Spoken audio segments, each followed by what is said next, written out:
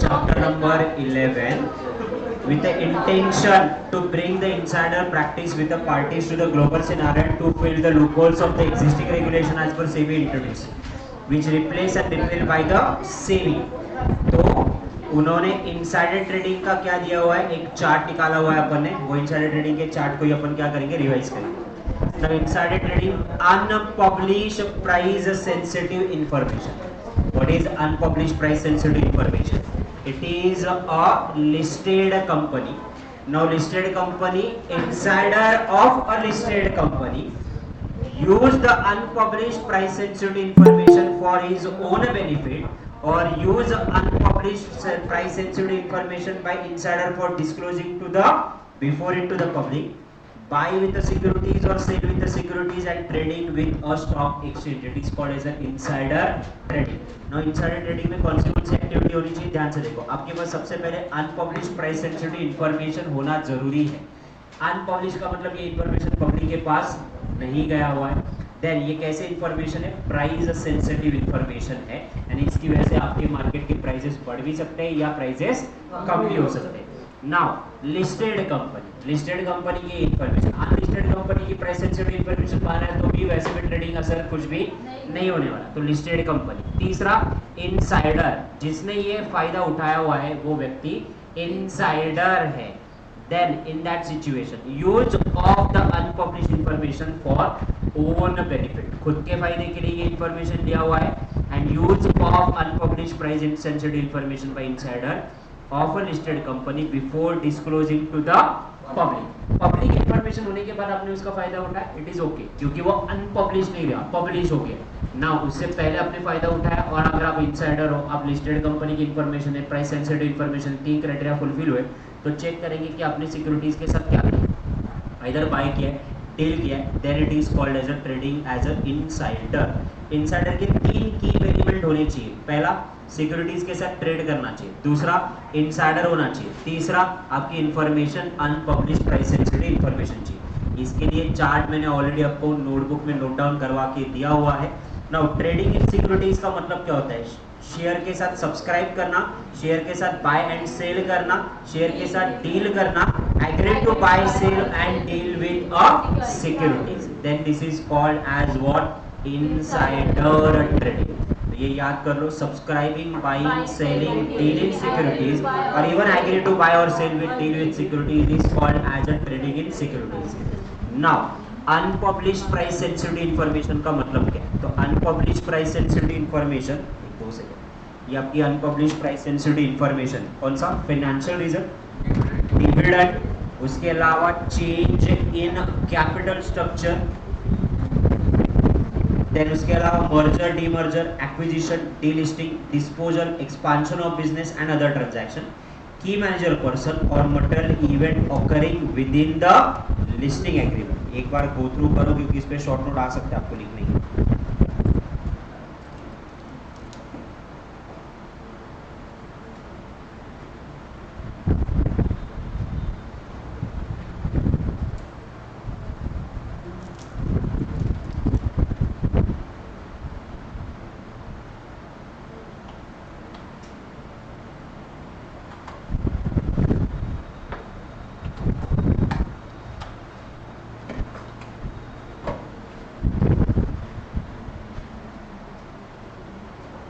Unpublished price sensitive information, financial result, dividend, change in capital structure, merger, demerger, acquisition, delisting, expansion, change in key manager person, or any material information related to that. Now एक बार ये भी देखो, trading in securities का मतलब क्या है, trading किया आप लोगों ने, but just go through.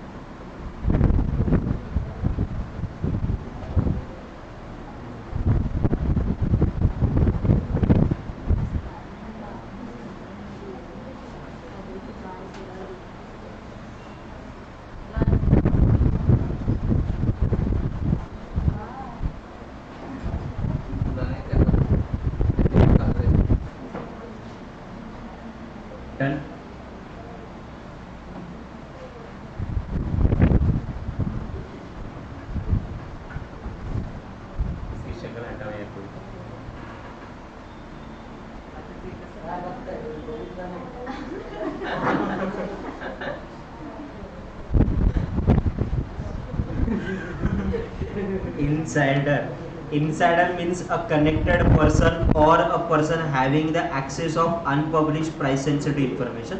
Insider को दो पार्ट में डिवाइड किया अपन ने, connected and person in a possession. Now connected person में अपन ने चार चीजें याद रखी है. That a frequent communication with a officer. वो पर्सन कोई कंपनी से रिलेटेड नहीं है बट वो आपके ऑफिसर के साथ फ्रीक्वेंटली कम्युनिकेशन में है. Then contractual, fiduciary and employment relationship, यानी आपका एक तो कंपनी के साथ कोई तो एक कॉन्ट्रैक्ट है, कॉन्ट्रैक्ट के अलावा आप एम्प्लॉयमेंट रिलेशनशिप में हो.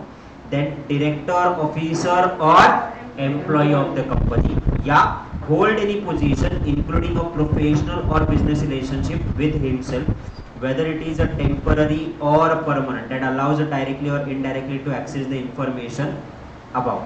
तो in that situation ये चार चीजें आपको याद रखनी. पहला frequent communication,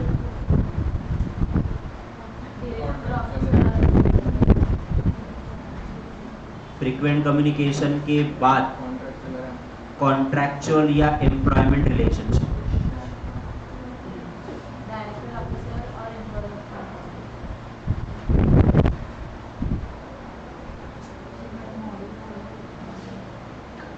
then डायरेक्टर या ऑफिसर. नेक्स्ट वन प्रोफेशनल या business relationship, whether it's a temporary or permanent.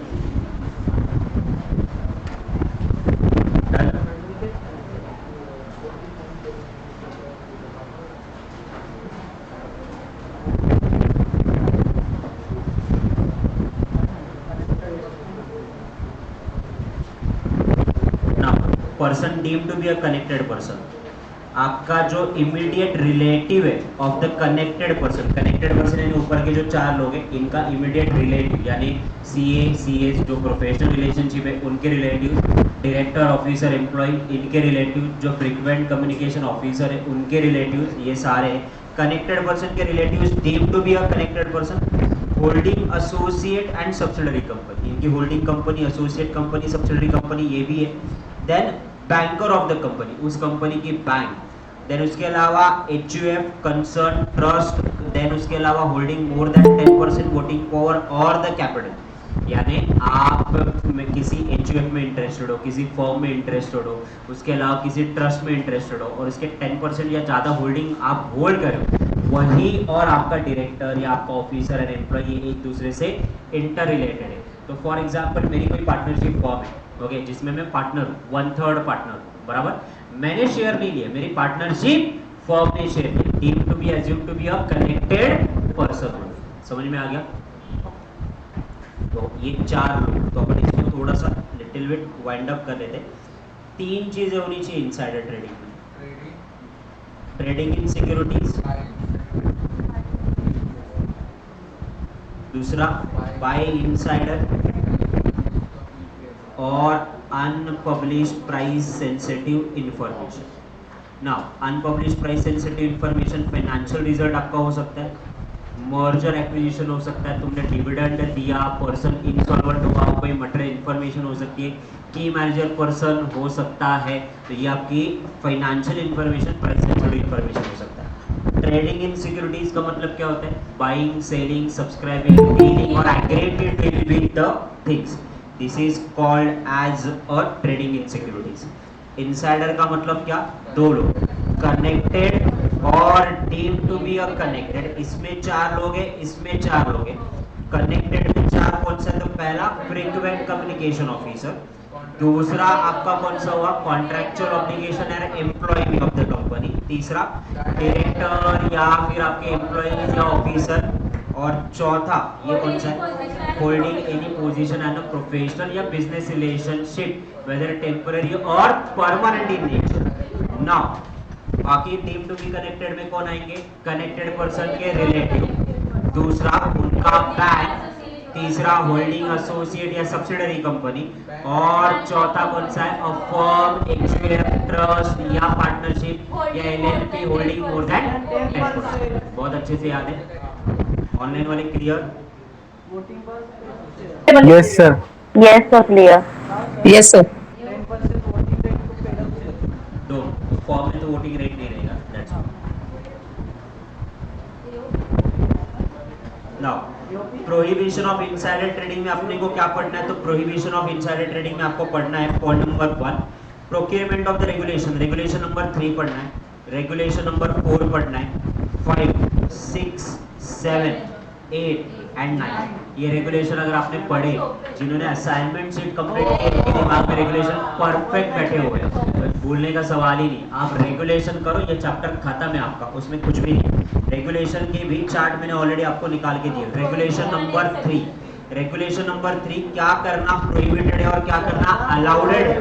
Prohibited है तो रेगुलेशन नंबर 3 बात करता है an insider should not communicate any unpublished price sensitive information to the any person except it is his legal duty और obligation. Now audit report board of directors को देना, ये chartered accountant की duty है। तो क्या वो इनसाइडर ट्रेडिंग कर रहा है क्या? नहीं, he is doing as a legal duty. Company secretary report दे रहा है कंप्लायंस की, कॉस्ट ऑडिटर रिपोर्ट दे रहा है कॉस्ट ऑडिट की, तो ये उसके लीगल ड्यूटी में दे रहा है। नाउ ऑडिटर रिपोर्ट अपन क्या करते हैं, इनकम टैक्स डिपार्टमेंट को देते हैं, बैंक को देते हैं। नाउ ये भी अपन लीगल ड्यूटी एंड ऑब्लिगेशन में दे रहे हैं, तो वो अलाउडेड है। Now insider should not communicate, ये बात किसकी कर रहा है कि आप कम्युनिकेट तक नहीं कर सकते, आपने कम्युनिकेट भी किया तो भी अपन गिल्टी है। Any person not to procure the information except to carrying out the legal duty and obligation। मैं पहले ही बोला ना, इंफॉर्मेशन कम्युनिकेट करनी है, ना इंफॉर्मेशन प्रोक्यूर करनी है, ना इंफॉर्मेशन देनी है, ना इंफॉर्मेशन लेनी है। ये मैंने आपको बोला था। This is regulation number 3। ये आपको इनसाइडर ट्रेडिंग में लेके जाएगा अगर आपने इंफॉर्मेशन कम्युनिकेट किया तो ही। और आप ये नहीं बोल सकते कि बाबा मैंने सब इंफॉर्मेशन सिर्फ पास ऑन किया है, पास ऑन किया तो भी गिल्टी, भले ही आपको फायदा हुआ हो या ना हो। पास ऑन क्यों किया, तुमको पता था ना गलत था, फिर पास ऑन क्यों किया। Then exception, exception unpublished price sensitive information communicated with open offer under the takeover regulation. The board of directors view that sharing such information is the interest of the company।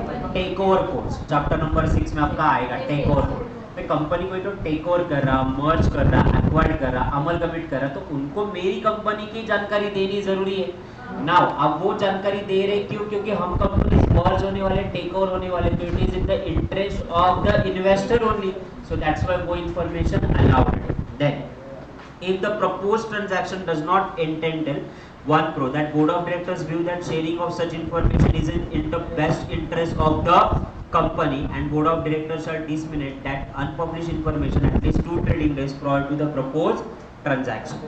Board of directors को लगा कि ये information देना जरूरी था for the interest of the company, तो that's why उन्होंने वो इंफॉर्मेशन कम्युनिकेट किया, और वो कम्युनिकेट भी कब किया है, 2 trading days prior to the proposed transaction. Accounting transaction buy या सेल या डील होने से 2 दिन पहले एडवांस में बोला। ओके, सो रेगुलेशन नंबर 3 एक बार जस्ट गो थ्रू करो फटाक से।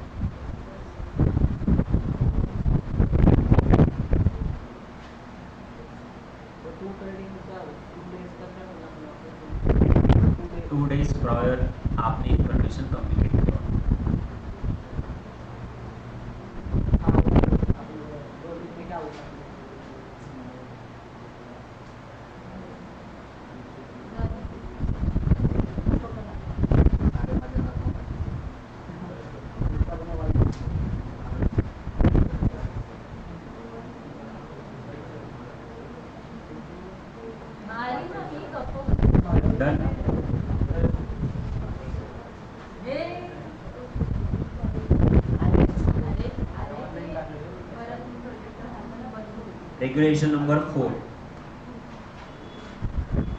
रेगुलेशन नंबर 4,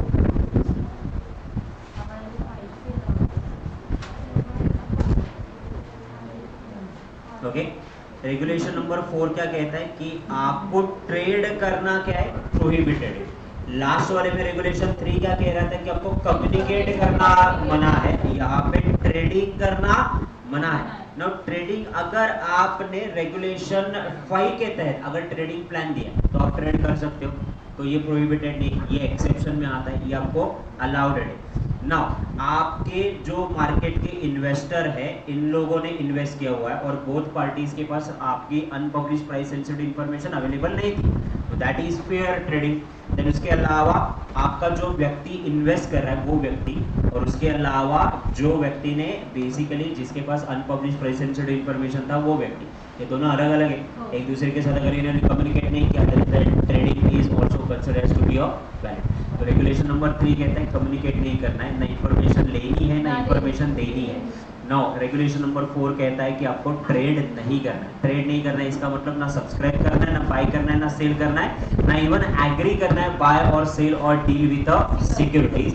कब अलाउडेड है? आपने ट्रेडिंग प्लान दिया रेगुलेशन 5 के तहत तो अलाउडेड है। उसके अलावा मर्जर एंड एक्विजिशन हो रहा है तो ट्रेडिंग प्लान के हिसाब से ही जा रहे हैं तो अलाउडेड है। और आपकी जो व्यक्ति ने इन्वेस्ट किया हुआ है यानी ट्रेडिंग किया वो व्यक्ति और जिसके पास अनपब्लिश प्राइस सेंसिटिव इंफॉर्मेशन था वो व्यक्ति, अगर ये दो सेपरेट व्यक्तिज है और इनका एक दूसरे के साथ कोई कंसर्न नहीं था, then it is also allowed. Regulation number 5, trading plan.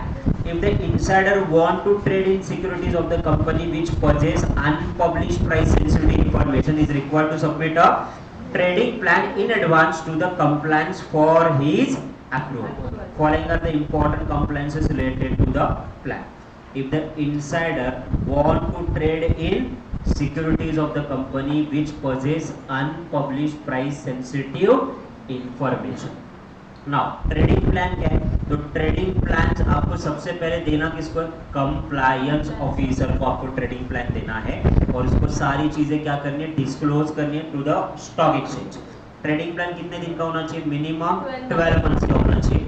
Overlapping of plan with the existing plan is submitted by the insider. आपने एक प्लान दिया, फिर चेंज किया, दूसरा दिया, फिर चेंज किया, फिर तीसरा दिया, ऐसा नहीं चलेगा। No overlapping. इसमें क्या क्या डिटेल्स होती है? वैल्यू ऑफ ट्रेड, आप कितने वैल्यूज के ट्रेड करने वाले हो, नेचर ऑफ द ट्रेड और इंटरवल, दो ट्रेड के बीच में आपका गैप होने वाला कब है, तो कौन से तारीख को कौन से क्वांटिटी के कौन से क्लास के कितने प्राइस के शेयर लेने वाले हो, वैल्यू लेने वाले हो, ये आपको एडवांस में बताना है। Trading plan shall commence only after the 6 month from public disclosure of plan. ये प्लान चालू कब होगा? जब आप पब्लिकली उसको डिस्क्लोज करोगे, तो पब्लिक को पता चल गया, स्टॉक एक्सचेंज को पता चल गया, उसके बाद ये प्लान एक्टिवेट है। ट्रेडिंग शैल क्लोज 20 डेज, आपने प्लान दिया भी है फिर भी trading shall close 20 days before the close of the financial year and 2 trading days after the disclosure of financial result. भले आप ट्रेडिंग प्लान दो ना दो, फाइनेंशियल ईयर क्लोज होने से 20 दिन पहले और 2 दिन बाद आप वैसे भी ट्रेड नहीं कर सकते, that is a close. The trading plan once approved by the compliance officer shall be irrecoverable। एक बार आपने प्लान दिया तो आपको आगे ही बढ़ना है, पीछे नहीं आ सकते, आप प्लान को चेंज नहीं कर सकते, कैंसलेबल नहीं है। Insider has to mandatorily implement the plan। Go through it once।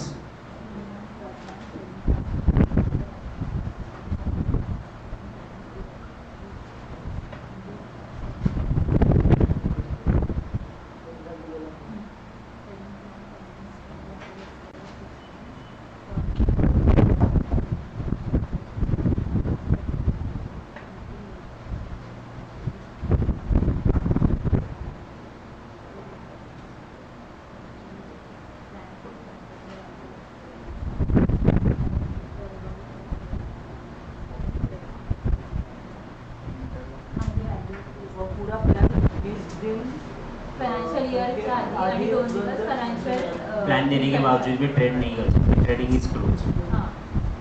20 दिन इसीलिए क्योंकि ऑलमोस्ट आपका पूरा साल का परफॉर्मेंस आपको पता है ना, 20 दिन में ज़्यादा कुछ चेंज नहीं होने वाला कंपनी में, तो आप उसके हिसाब से ट्रेड प्लान लेके उसका एडवांटेज उठा सकते हैं। दैट्स व्हाई ट्रेडिंग क्लोज कर।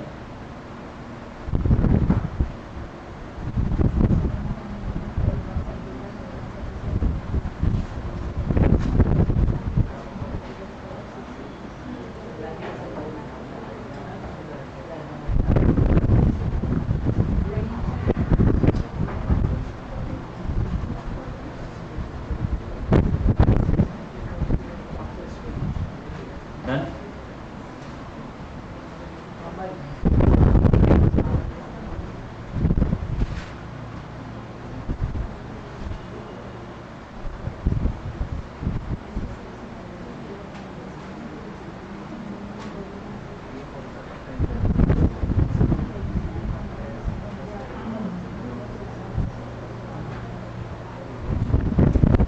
Sir, the fifth point trading plan commence only after the expiry of 6 months from the public disclosure plan. Public को प्लान डिस्क्लोज करने के 6 मंथ बाद ही वो आप ट्रेडिंग चालू कर सकते हो। आज मैंने प्लान दिया तो यहाँ से मैं पब्लिक को डिस्क्लोज करूंगा, फिर 6 महीने के बाद आप ट्रेडिंग चालू कर सकते हाँ, within 12 months and 6 months. हो।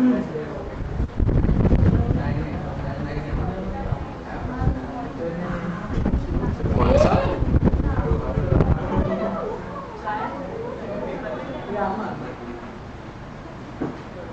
It shall contain the following details. No overlapping.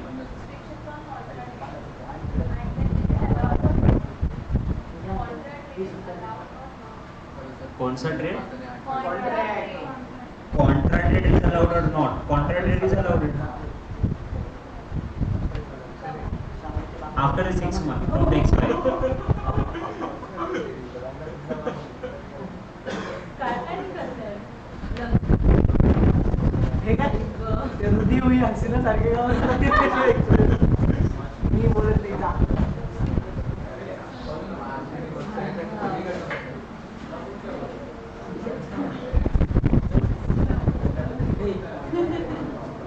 हे काय हो इथून आईची फोटो मोठा लागली इथे बसून कोमल किती क्यूट दिसतो होय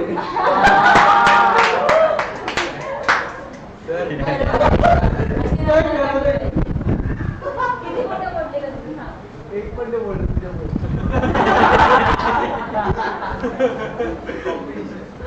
बावळ्यात सगळे गोष्टी बोलले तर असं काय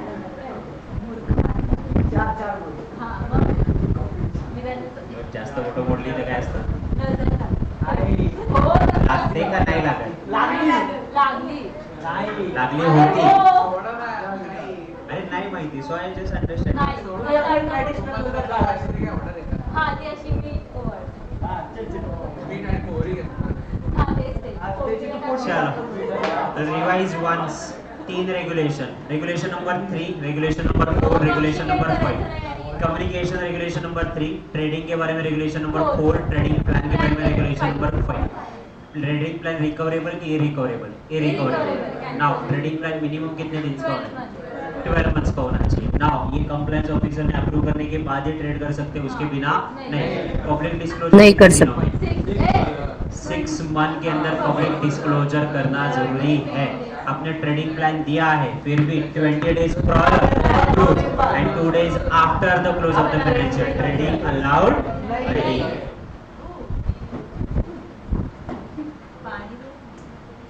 रेगुलेशन नंबर 6. 6 करो ना, 7 क्या है? रेगुलेशन नंबर 6, ये भी काफी आसान है. Disclosure of trading by the insider in general. Specific form में डिस्क्लोजर करना जरूरी है. वो स्पेसिफिक फॉर्म आपको बताया जाएगा. डिस्क्लोजर बाय अ पर्सन, तो डिस्क्लोजर आप खुद कर सकते हो, आपके रिलेटिव्स कर सकते हो, या any other person by the trading session. Then disclosure included derivative. Derivatives का भी डिस्क्लोजर आपको यही करना है. And maintenance of a record, ये सारे रिकॉर्ड आपको मेंटेन कितने दिन तक करने? 5 साल तक ये रिकॉर्ड मिनिममली मेंटेन करने. तो पहला पॉइंट आपको याद रखना है, which is a specific form. दूसरा, disclosure by any person like immediate relatives या representative, personal account, legal representative. Derivative का भी डिस्क्लोजर करना है. Minimum period is for the 5 years. Record maintain करना है. करो जल्दी से बोलो.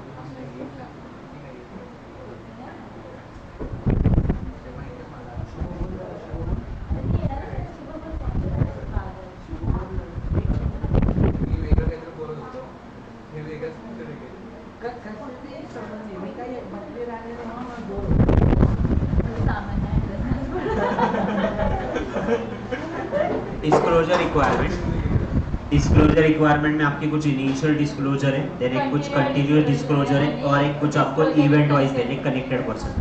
Initial disclosure, promoter then member of the promoter key manager person disclose the holding of the securities of the company within 7 days of appointment. क्या disclosure करना है कि हम लोग इनसाइडर हैं, ये इन्फॉर्म करना है, हमारी होल्डिंग कितनी है ये इन्फॉर्म करना है। तो जैसे आप प्रमोटर बनते हो, जैसे आप मेंबर बनते हो, जैसे आप डायरेक्टर बनते हो, की मैनेजर पर्सन बनते हो, जैसे आपकी अपॉइंटमेंट होती है, आपके पास कितने सिक्योरिटीज है इसके डिस्क्लोजर आपको क्या करनी है, इमीडिएटली 7 days ऑफ अपॉइंटमेंट में आपको देनी। Continual disclosure, every promoter, member or the director inform to the company within 2 trading days of the transaction.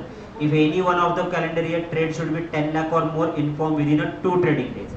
अगर किसी प्रमोटर ने, मेंबर ने, डायरेक्टर ने अगर कुछ ट्रेडिंग की है और ट्रेडिंग का वैल्यू कितना है, तो ट्रेडिंग का वैल्यू 10 लाख और मोर, तो जिस दिन आपने ट्रेडिंग किया उसके 2 दिन के अंदर आपको क्या करना है, इन्फॉर्म करना है ना। उसके बाद disclosure by the connected person as per the rule prescribe by company. हर एक कंपनी ने डिस्क्लोजर के अपने अपने रूल्स बनाए। नाउ ये सारे कनेक्टेड पर्सन, प्रमोटर या फिर उसके अलावा ट्रेडिंग के बाद आप इन्फॉर्म किसको करोगे, कंपनी को, और कंपनी इन्फॉर्म किसको करेगी, स्टॉक एक्सचेंज को। कब, 2 days from the receipt of intimation. Go through that chart. हो गया, खत्म है आपका इनसाइडर ट्रेडिंग।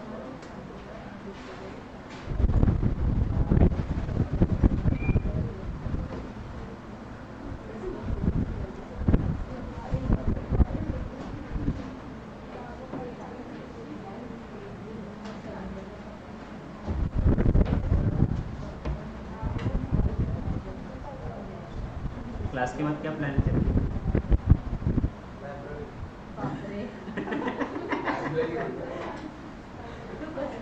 CO2 लाइब्रेरी में नहीं आती।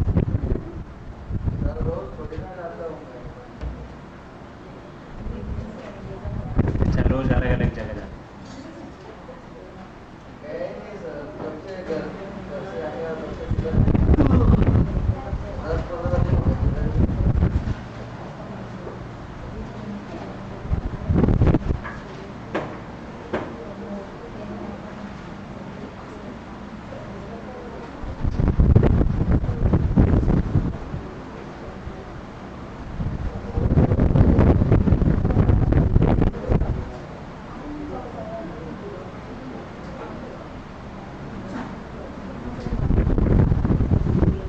Done?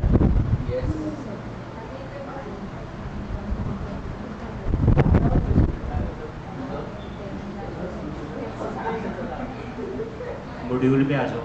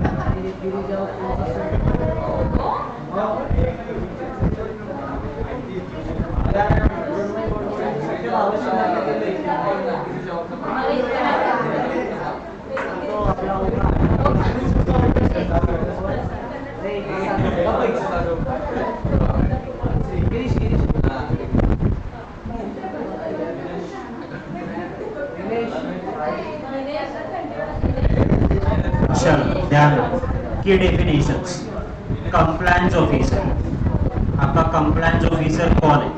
Compliance officer means any senior design and reporting the board of directors of the organization in case there is no financially literate and capable for appreciating the requirement under the regulation who shall be responsible for compliance of the policy, procedure, maintenance of record, monitoring the rules and regulation and preserving unpublished price sensitive information and monitor the trade and implementation of code under the regulation of overall supervision of the listed company under the case। तो compliance officer कौन है? तो compliance officer is a financially literate person है। तो इसके दो काम है। पहला, पॉलिसीज डिसाइड करना, रिकॉर्ड मेंटेन करना और अनपब्लिश प्राइस सेंसिटिव इंफॉर्मेशन को प्रोटेक्ट करना ताकि कोई मिसयूज ना करे। दूसरा, अगर इतने बाद भी अगर किसी ने यूज किया उस इंफॉर्मेशन को तो ट्रेड को मॉनिटर करके कोड को फॉलो किया है कि नहीं, यानी रूल्स एंड रेगुलेशन को फॉलो किया है कि नहीं, वो चेक करना। अगर नहीं किया तो इनसाइडर ट्रेडिंग को रिपोर्ट करना। कनेक्टेड पर्सन, तीन दिए उन्होंने, अपन वहां पे ऑलरेडी करे। A person who has during the 6 month has concern associated with the company directly और इनडायरेक्टली, यानी frequent communication officer. A person is an officer or the employee of the company in a contractual or employment relationship. Director, officer or the employee of the company holding the professional and business relationship, whether temporary or permanent. ये अपन ने वहाँ पे already देखा हुआ है। Insider, connected person और connected के person अलावा team connected person.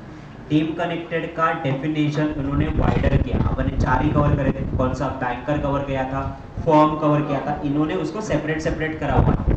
Immediate relative of connected person, holding associate subsidiary company, ये अपन ने कवर किया हुआ है। Employ and director, investment company, trustee company and employ of their company, office of stock exchange and clearing house, board of trustee of a mutual fund, members of a director, employee of a financial institution and a bank, banker of a company और employee of a self regulated। और इसके अलावा a firm, trust, HUF जिसमें director, banker holding a 10% और more interest।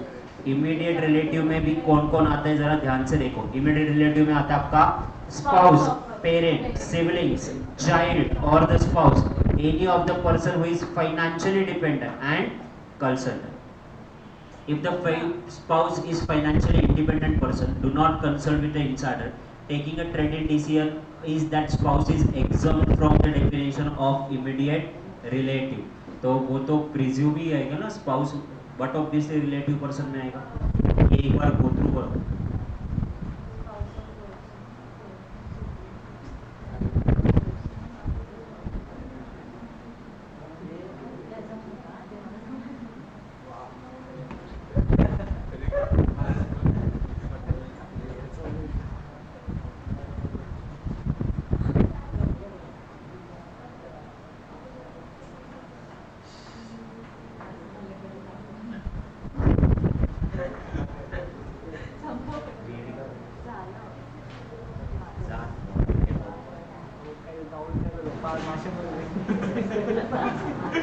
असंही नंतर ते काय करणार तेच करणार।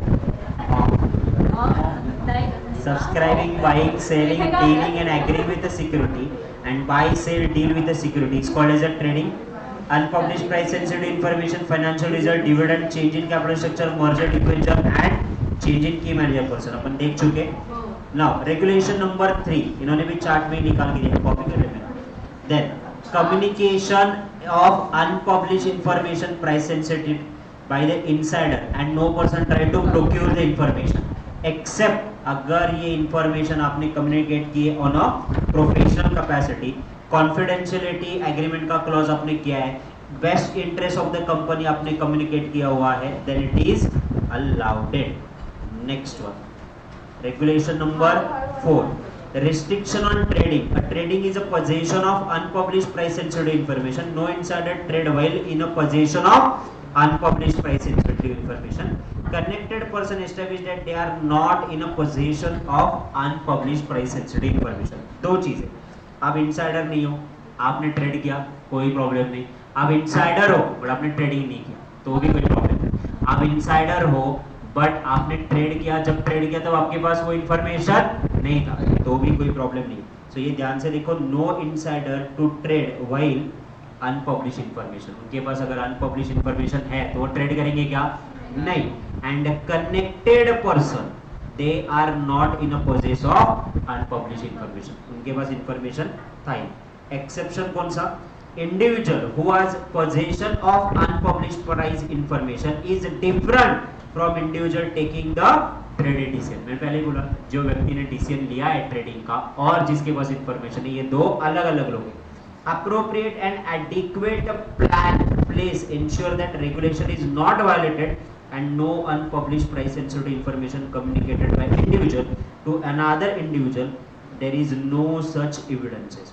एक व्यक्ति ने दूसरे व्यक्ति को ये इंफॉर्मेशन पास ऑन किया, इसका कोई एविडेंसेस नहीं है, then it is allowed. And last one trading plan, वो तो आपको पता ही है, trading plan 5। Now trading plan के बारे में आप लोगों को पता है, ट्रेडिंग प्लान ये उन्होंने ऑलरेडी चार्ट में दिया हुआ है, ओवरलैप नहीं होना चाहिए, यानी मैंडेटरीली फॉलो करना है। Trading plan specify number of securities, date और उनकी value.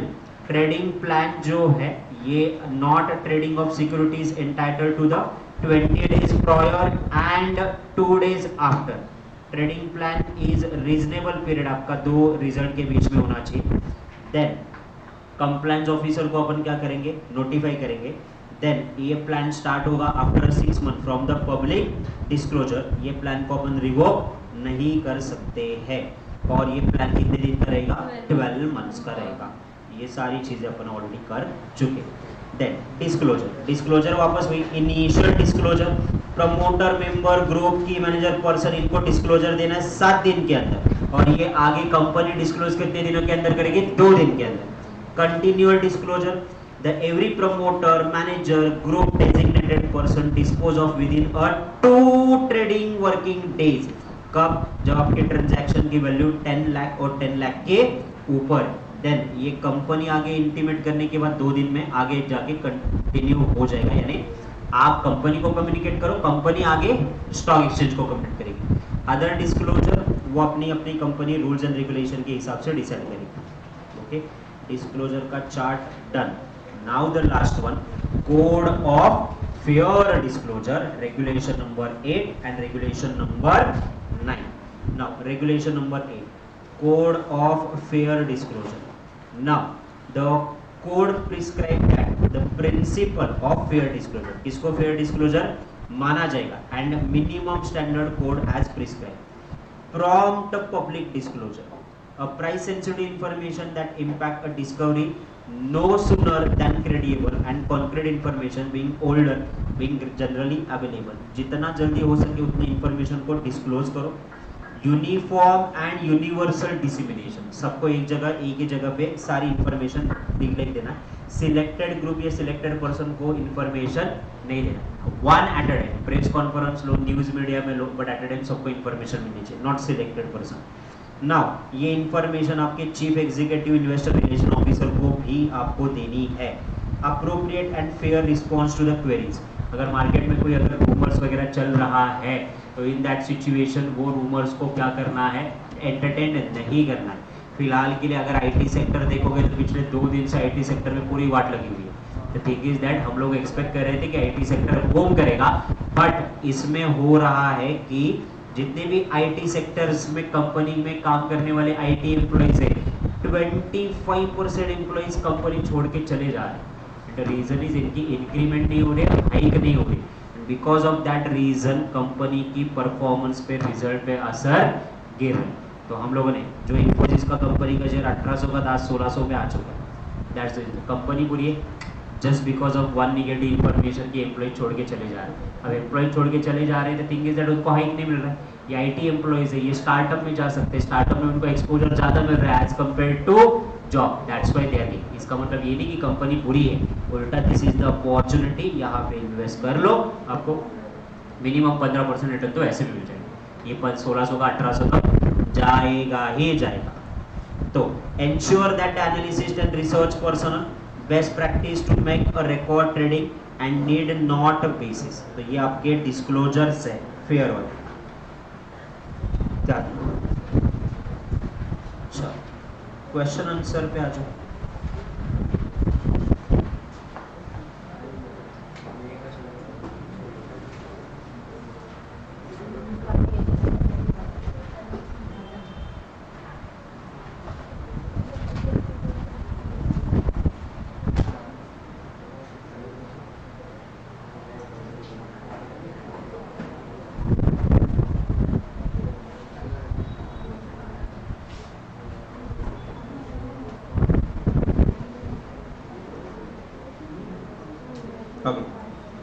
Explain the disclosure requirement by certain person under the SEBI prohibited of the insider trading. Disclosure requirement में क्या लिखोगे? रेगुलेशन नंबर 7 अभी लिखा ना आप लोगों ने, वही पूरा regulation number 7 as it is छापा है उन्होंने। Initial disclosure, continual disclosure and disclosure by connected person. Initial disclosure में क्या, वही promoter, member, key manager, person, इनको क्या करना है, 7 दिन के अंदर from the date of appointment disclose करना है।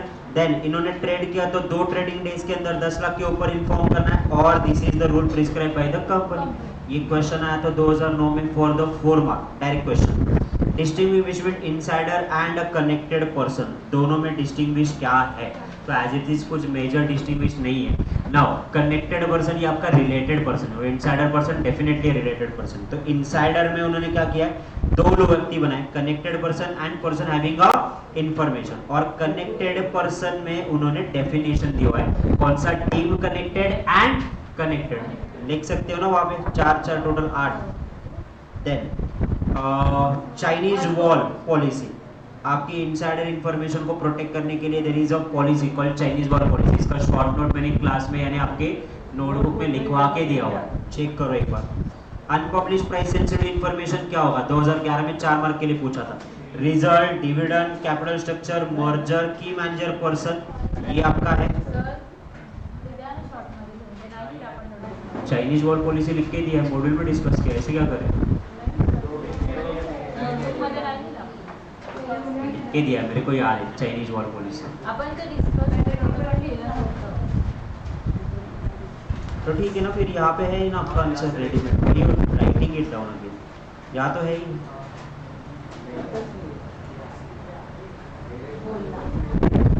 What do you mean by insider trading and penalties? कितनी इनसाइडर ट्रेडिंग की आपको पेनल्टीज पता है? थ्राइस द प्रॉफिट अर्न और 25 crore, whichever is higher.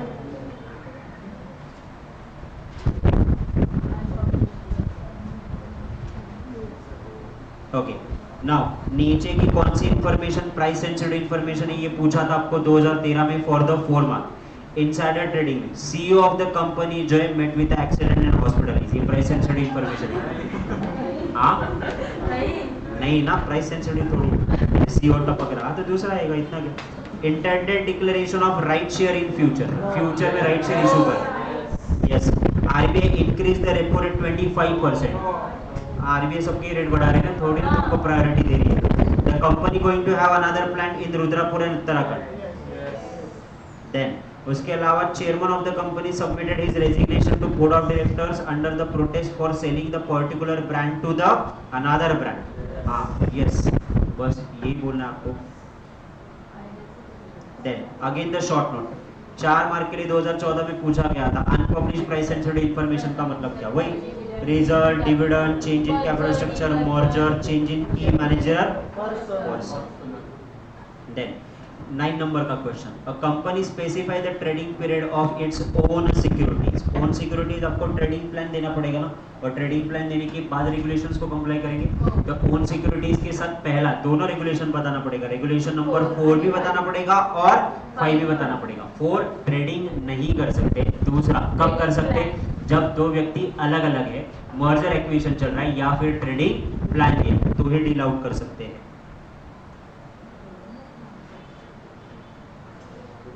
Unpublished price sensitive information directly indirectly है, write a short note, insider trading कर सकते हो। पेनल्टी आपको पता है 25 करोड़ और 3 times of the profit whichever is higher. Insider का मतलब क्या है? 2 इनसाइडर का मतलब अ कनेक्टेड पर्सन और a person having the unpublished price sensitive information. Connected person में वापस दो, connected and team connected, connected के 4 और टीम कनेक्टेड टू बी 4। दूसरा यही वापस बताओ, प्राइस सेंसिटिव इंफॉर्मेशन। ये सीईओ को हमेशा मार क्यों देते? CEO of the company died in air crash, price sensitive information no. RBI is increase the repo rate, no. देखो क्वेश्चन रिपीट हुआ है। Setting of another plant in Gujarat, हाँ। Company negotiating foreign company to sell a stake to the star limited, yes.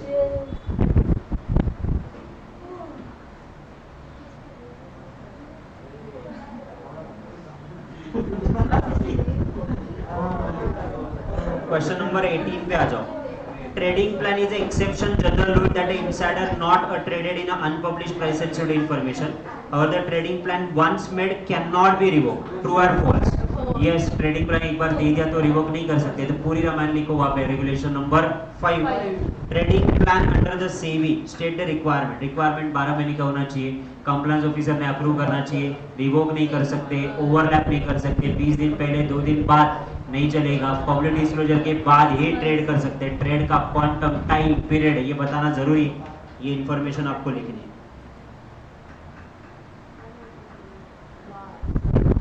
Okay.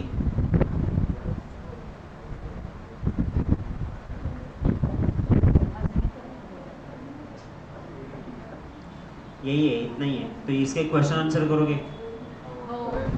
मैं securities का एक और chapter नहीं ले रहा बिकॉज आज एफएम के आपको बहुत सारे एमसीक्यू करने हैं. तो आपकी फर्स्ट प्रायोरिटी आज एफएम के एमसीक्यू है. ओके. एंड सेकंड प्रायोरिटी आपको चैप्टर नंबर 11 जो आपका है उसका क्या करना है, असाइनमेंट शीट पढ़ना है और उसके बाद आपको क्वेश्चन एंड आंसर पढ़ने हैं. Okay done. चलो दिस इज द पॉसिबल. अब डेली आपको सिर्फ एफएम और सिक्योरिटीज लेके आना है. आपका ऑलमोस्ट मोर देन 50% सिक्योरिटीज का पार्ट हो चुका है. विद इन नेक्स्ट 4 डेज आपका एफएम का भी मोर देन 50% पार्ट हो जाएगा. 25 तक आपका 90% मेरे तीनों सब्जेक्ट का रिवीजन डन रहेगा. अकाउंट तो वैसे भी हो गया. एक और बुक भिजवा रहा हूं, थोड़ा सा टाइम लगेगा. प्रिपेयर करने में, सॉर्ट करने में थोड़ा सा टाइम लगेगा. एमसीक्यू सॉल्व करने आपको देख के नीचे आंसर्स दिए हुए हैं तो डाउट आने का बहुत कम चांसेस है. क्वेश्चंस है एमसीक्यू, क्वेश्चंस एंड एमसीक्यू. ये पास्ट एग्जामिनेशन के एमसीक्यूज हैं. ओके चलो जितना करो उतना कम है. सो करते रहो. Bye sir.